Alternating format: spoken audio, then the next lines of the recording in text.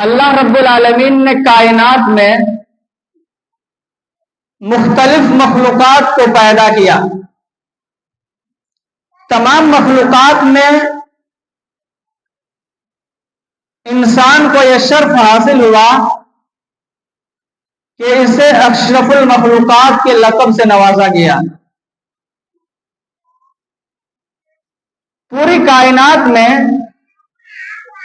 اس مخلوق سے بڑھ کر یعنی انسانوں سے بہتر اور کوئی مخلوق نہیں ہے. اس سے زیادہ کوئی خوبصورت مخلوق نہیں ہے. اللہ تعالیٰ نے خود کلام پاک کے اندر اس کی وضاحت فرما دی ہے کہ لقد خلقنا الانسان فی احسن تقویم. ہم نے انسان کو بہترین سانچے میں ڈھال کر کے پیدا کیا ہے. ہم نے انسان کو خوبصورت اچھی شکل و صورت میں پیدا کیا ہے. انسانوں کو یہ عزت شرف صرف اسی وجہ سے حاصل ہوا ہے کہ اللہ رب العالمین نے انہیں عقل و شعور سے نوازا ہے. انسانوں کو سوچنے سمجھنے کی قوت عطا فرمائی ہے. خیر اور شر، صحیح اور غلط کی تمیز سکھایا ہے. اس میں نیکی اور گناہ کا مادہ رکھ کر کے انسان کو دنیا کے اس دارالامتحان میں بھیج دیا. اب اگر کوئی شخص اس دنیا میں آنے کے بعد ایسی چیزوں کا استعمال کرے، ایسی چیزیں کھائے پیے جس سے انسان کی عقل متاثر ہو، سوچنے سمجھنے کی قوت فوت ہو جائے، اس میں قوت بہیمہ کا غلبہ ہو جائے، تو اس سے انسانی پیدائش کا اصل مقصد ہی فوت ہو جاتا ہے. اور پھر انسان جانور کی طرح ہو جاتا ہے، بلکہ ایک انسان جانور سے بھی بدتر ہو جاتا ہے. اسی لیے اللہ رب العالمین نے انسانوں کے لیے ایسی تمام چیزوں کے استعمال کو حرام قرار دیا ہے جو مقصد تخلیق کے مخالف ہوں. انہی اشیاء میں سے ایک چیز منشیات ہے، نشہ آور چیزیں. منشیات یہ نشہ سے ماخوذ ہے، جس کے لیے عربی میں خمر کا لفظ عام طور پر استعمال ہوتا ہے. عمر فاروق رضی اللہ تعالی عنہ نے خمر کی وضاحت ان الفاظ میں کیا ہے کہ الخمر ما خامر العقل.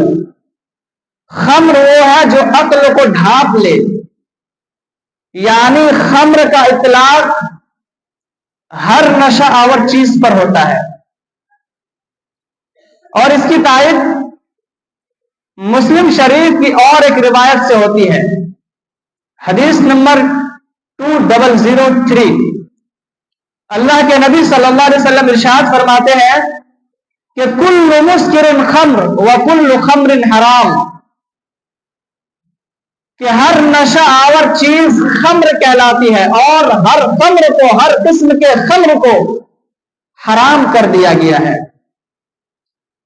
چاہے وہ کوئی بھی چیز ہو، چاہے اس کی شکل و صورت کوئی بھی ہو، چاہے نام کچھ بھی رکھ لیا جائے، اگر وہ نشہ آور ہے، اس چیز کے کھانے اور پینے سے آدمی کو نشہ آ جاتا ہے تو وہ حرام ہے. عائشہ رضی اللہ تعالی عنہا نے ایک شخص کو جواب دیتے ہوئے یہاں تک فرمایا کہ اگر انسان کو اس کے کھانے اور پانی سے، انسان جو کھانا کھاتا ہے، جو پانی پیتا ہے، اگر اس سے بھی انسان کو نشہ آ جاتا ہے تو وہ کھانا اور پانی بھی حرام ہے. تو علت کیا ہے؟ اصل کیا ہے؟ نشہ ہے. نام کچھ بھی ہو، چیز کوئی بھی ہو، شکل و صورت کوئی بھی ہو، اگر اس کے اندر نشہ ہے تو وہ چیز حرام ہے. اب کوئی شخص اعتراض کر سکتا ہے کہ میں جو چیز کھاتا ہوں اس سے مجھے نشہ نہیں آتا ہے، میں تمباکو کھاتا ہوں، سگریٹ، بیڑی اور گانجا وغیرہ کا استعمال کرتا ہوں، لیکن مجھے نشہ نہیں آتا ہے بلکہ مجھے مزہ آتا ہے، ان چیزوں کے استعمال کرنے سے میرا ٹینشن کم ہو جاتا ہے، میری پریشانی کم ہو جاتی ہے، مجھ میں طاقت آتی ہے، قوت آتی ہے، مجھے تو نشہ نہیں آتا ہے، اور علت کیا ہے؟ نشہ ہے، اور مجھے نشہ ہی نہیں آتا ہے تو میرے لیے یہ جائز حرام نہیں ہے۔ تو اسلام نے اس کی طرف بھی رہنمائی فرمائی ہے، اس کا بھی اصول بتا دیا ہے۔ کیا اصول ہے؟ یہ حدیث سے سمجھتے ہیں۔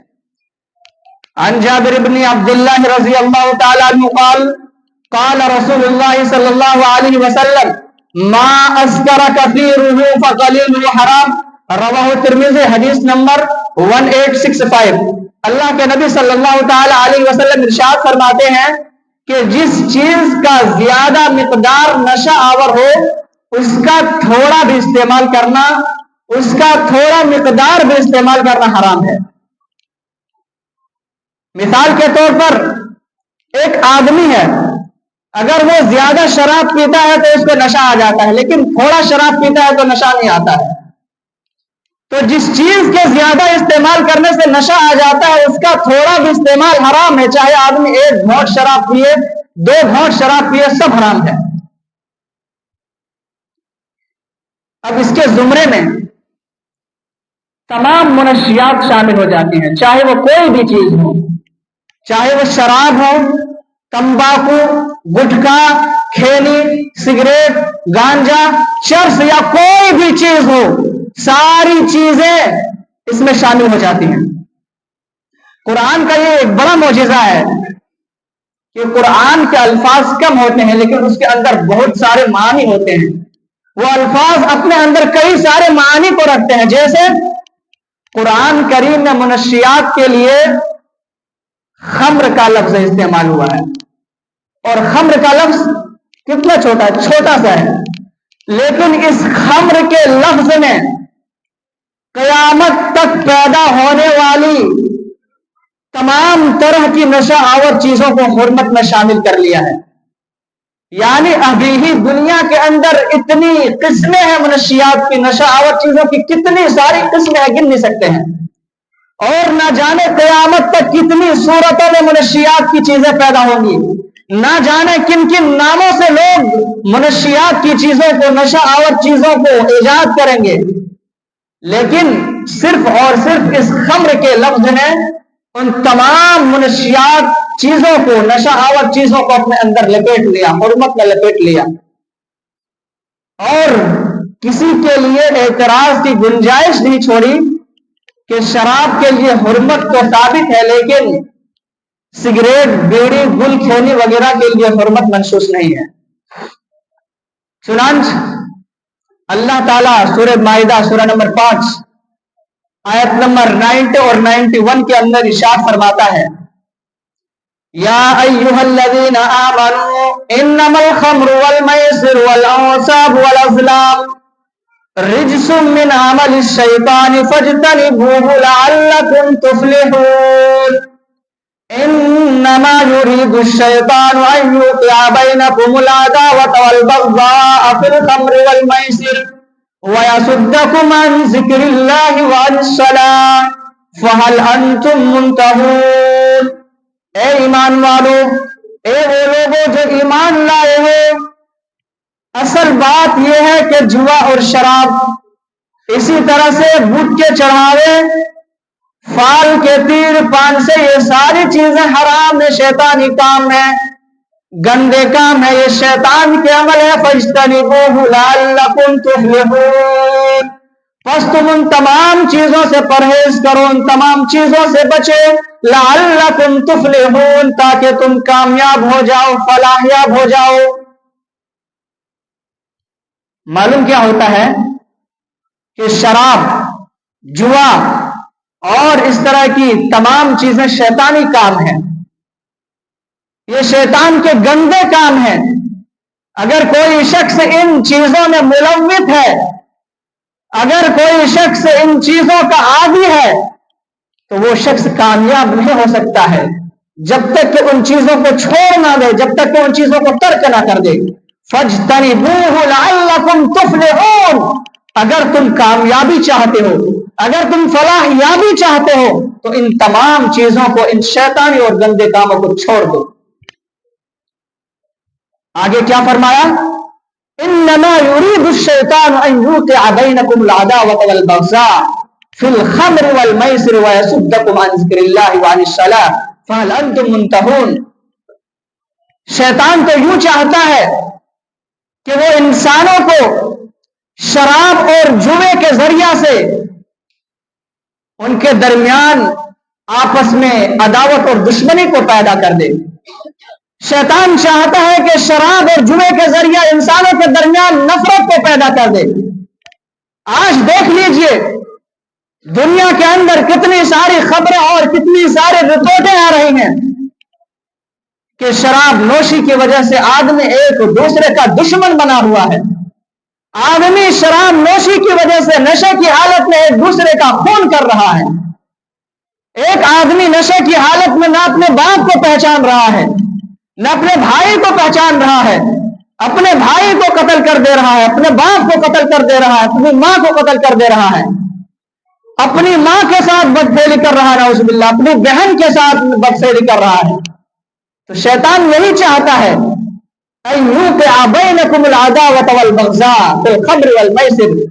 شراب اور جوے کے ذریعہ شیطان انسانوں کو آپس میں لڑانا چاہتا ہے، آپس میں بغض و عداوت کو پیدا کرنا چاہتا ہے۔ اور کیا چاہتا ہے شیطان؟ وَيَصُدَّكُمْ عَنْ ذِكْرِ اللَّهِ وَعَنِ الصَّلَاةِ، اور شیطان انسانوں کو جوا اور شراب میں ملوث کر کے، شراب اور جوے میں پھنسا کر کے انسانوں کو اللہ تعالیٰ کے ذکر سے غافل رکھنا چاہتا ہے، نماز سے دور رکھنا چاہتا ہے۔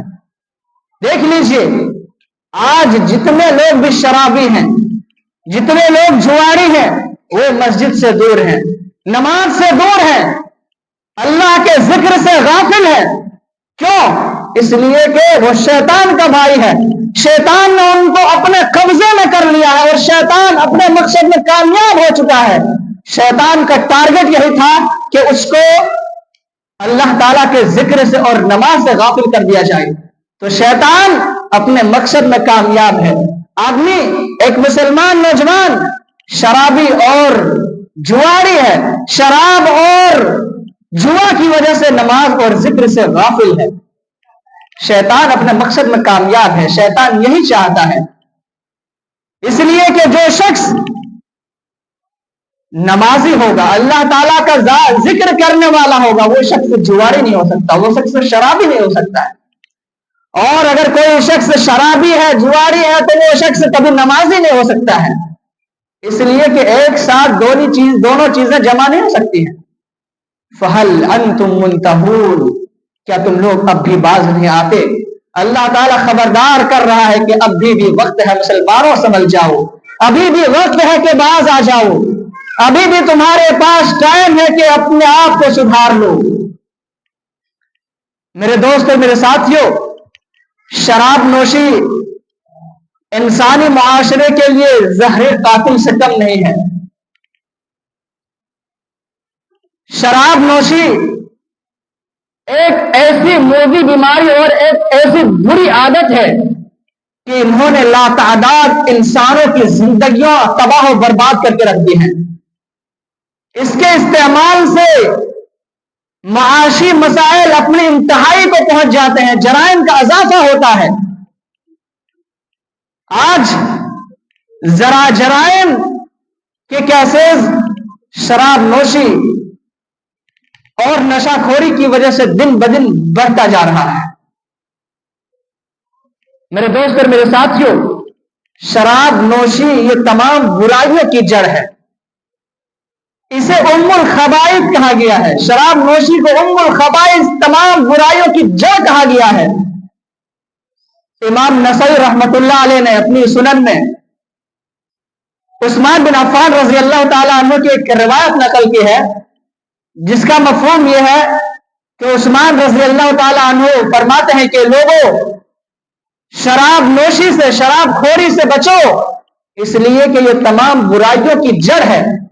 تم سے پہلے لوگوں میں سے ایک نوجوان تھا جو ولی اللہ تھا، عابد بندہ تھا، اللہ رب العالمین کی عبادت گزار تھا. عبادت کیا کرتا تھا؟ ایک مرتبہ ایک بدکار عورت اس کے پیچھے لگ گئی اور اپنے ساتھ اس کو بدکاری کے ساتھ مبتلا کرنے کی کوشش کی. انہوں نے اپنے ایک لونڈی کو اس کو بلانے کے لیے کسی معاملے میں گواہی کا جھانسا دے کر کے اس کو بلایا گیا. وہ لونڈی، اس بد کردار عورت کی لونڈی، اس نیک آدمی کو، ولی اللہ کو لے کر کے اس عورت کے پاس جاتی ہے، اس کے گھر میں داخل ہوتی ہے. جیسے جیسے وہ نیک بندہ اس کے گھر میں داخل ہوتا ہے دروازہ بند کر دیا جاتا ہے. کئی دروازوں سے اس کو گزارا گیا. جیسے جیسے وہ بندہ داخل ہوتا جاتا دروازہ بند کر دیا جاتا. آخر میں جا کر کے ایک بندہ اندر چلا جاتا ہے. اندر میں جا کر کے دیکھتا ہے کہ بد کردار عورت، خوبصورت حسین و جمیل عورت گھر میں بیٹھی ہوئی ہے. اس کے پاس ایک چھوٹا سا بچہ ہے. تیسری طرف ایک شراب کا جام رکھا ہوا ہے، ایک شراب کا بوتل رکھا ہوا ہے. وہ بد کردار عورت اس نیک آدمی سے کہتا ہے کہ میں نے تمہیں کسی گواہی وغیرہ کے لیے نہیں بلایا ہے، بلکہ اصل مقصد یہ ہے کہ تم میرے ساتھ بدکاری کرو، میرے ساتھ بدفعلی کرو، یا اس بچے کو قتل کرو، یا اس شراب کے جام کو پیو. وہ نیک آدمی ولی اللہ جو اللہ رب العالمین کی عبادت گزار تھا، اللہ رب العالمین کی عبادت کیا کرتا تھا، چونک جاتا ہے، پریشان ہو جاتا ہے کہ اب میرے پاس کوئی چارہ کار نہیں ہے. وہ سوچتا ہے کہ اس بد کردار عورت کے ساتھ میں زنا کاری تو نہیں کر سکتا، یہ تو بہت بڑا گناہ ہے. پھر وہ بچے کی طرف دیکھتا ہے کہ یہ معصوم بچہ، چھوٹا سا بچہ، انہوں نے میرا کیا بگاڑا ہے، میرا کچھ نقصان نہیں کیا. اس معصوم بچے کو میں قتل کر کے، اس کی جان لے کر کے میں بہت بڑا مجرم ہو جاؤں گا. چنانچہ اس کو بھی وہ انکار کر دیتا ہے. تیسری طرف دیکھتا ہے، تیسرے آپشن کی طرف دیکھتا ہے کہ شراب ایک گلاس ہے، چھوٹا سا ہے، بس پی کر کے میں نکل جاؤں گا، یہ چھوٹا سا معمولی کام ہے، معمولی گناہ ہے. وہ نیک آدمی شراب کو پی لیتا ہے. جیسے ہی وہ ایک گلاس شراب پیتا ہے، ایک بوتل شراب پیتا ہے، اس کو مزہ آتا ہے اور مانتا ہے، مانتے جاتا ہے، پیتے جاتا ہے، یہاں تک کہ وہ نشہ میں مست و مگن ہو جاتا ہے، نشے میں چور ہو جاتا ہے. وہ نیک انسان، وہ ولی اللہ کا نیک بندہ کچھ دیر پہلے اللہ رب العالمین کی عبادت اور ذکر و اذکار میں مشغول رہا کرتا تھا، لیکن جو ہی شراب پیا، نشہ کی حالت میں مست و مگن ہوا، اس کی عقل کھو گئی. اچھی اور بری چیزوں میں تمیز کرنے کی کیپیسٹی ختم ہو گئی. خیر اور شر کے درمیان تمیز کرنے کی قوت ختم ہو گئی. اس کے بعد انہوں نے اس بد کردار عورت کے ساتھ زناکاری بھی کی، بدکاری بھی کی، اور اس کے بعد اس چھوٹے سے معصوم بچے کو قتل بھی کر دیا. تو اس واقعے کو پیش کرنے کا مقصد یہ ہے کہ شراب نوشی کوئی معمولی گناہ نہیں ہے. اس آدمی نے شراب پینے کو بہت معمولی سمجھا تھا، زناکاری اور قتل کے مقابلے میں شراب پینے کو معمولی سمجھا. لیکن جو ہی شراب کو پیا، جن گناہوں کو بچنے کے لیے شراب کو اختیار کیا تھا، ان سارے گناہوں کو بھی کر ڈالا، زناکاری بھی کر لیا، اس بچے کو قتل بھی کر ڈالا. تو یہ شراب نوشی کوئی معمولی گناہ نہیں ہے. اگر کوئی شخص شراب پی رہا ہے، شرابی ہے، تو کوئی بعید نہیں ہے کہ وہ آدمی زناکار بھی ہوگا، پورے دعوے کا ساتھ کہا جا سکتا ہے. اگر کوئی نشیڑی ہے، شرابی ہے، تو وہ زناکار بھی ہوگا، بدکار بھی ہوگا. اسی طرح سے تمام طرح کی گناہوں میں وہ ملوث ہوگا، اس میں کوئی شک نہیں ہے، کوئی بعید نہیں ہے. اس لیے میرے دوستو، میرے ساتھیوں، شراب نوشی کو ہلکے میں مت لینا، منشیات کو ہلکے میں مت لینا.